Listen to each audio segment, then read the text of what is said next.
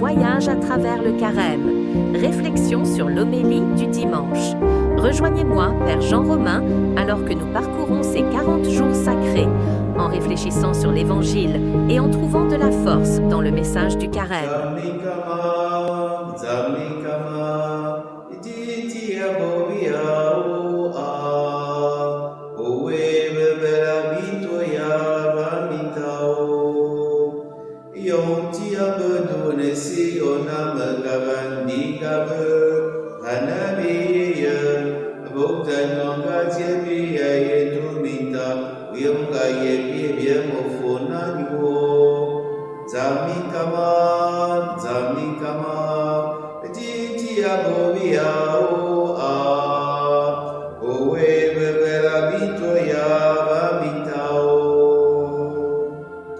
Chers frères et sœurs, loué soit Jésus-Christ. Amen.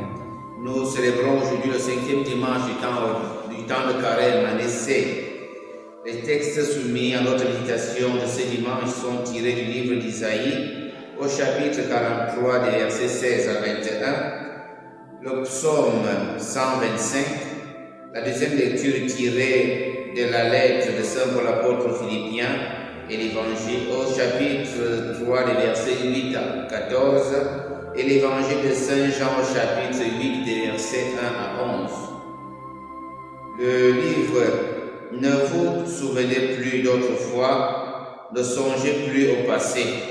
Voici que je fais un monde nouveau, il germe déjà, ne le voyez-vous pas? Voilà ce que dit le Seigneur à son peuple. » Il est dans nos habitudes humaines de rester marqués par de mauvais souvenirs, presque toute notre vie. Ce sont ces tristes souvenirs qui remontent généralement en surface. La mauvaise expérience de l'Égypte et du désert, c'est également la même chose pour nous, chrétiens.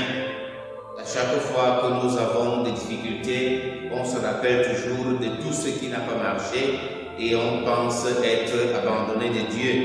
Et on pense que Dieu nous a laissé en pâturage pour que les autres nous fassent certainement souffrir. Et le Seigneur dit, oubliez, ne songez plus au passé, parce qu'il est en train de faire une terre nouvelle. Il est en train de renouveler ta vie.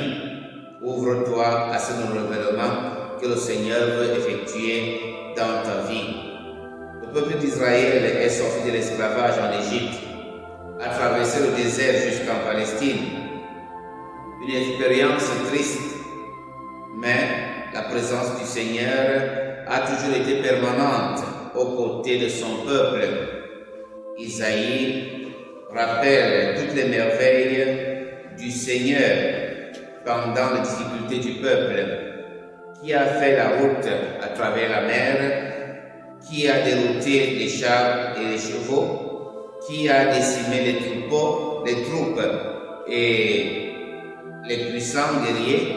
C'est Dieu qui a fait tout cela. En ce dimanche, nous recevons du prophète Isaïe la consolation du fait que notre Dieu est un Dieu de l'impossible.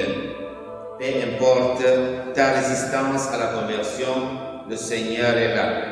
Même si nos cœurs sont arides comme le désert, Dieu y fera passer les fleuves de son amour et de sa vie. La fête de Pâques sera-t-elle pour nous que la fête d'une libération passée, ou deviendra-t-elle la fête de notre propre délivrance par un Dieu qui sauve et qui pardonne? Et dans l'Évangile, Moïse nous a ordonné, et toi, qu'en dis-tu? Voilà ce que disent les pharisiens à Jésus. Les pharisiens qui se croient des hommes justes selon la loi de Moïse s'empressent à condamner la femme adultère. Comme si cela ne suffisait pas, ils interpellent Jésus comme pour l'avoir de leur côté et confirmer la condamnation.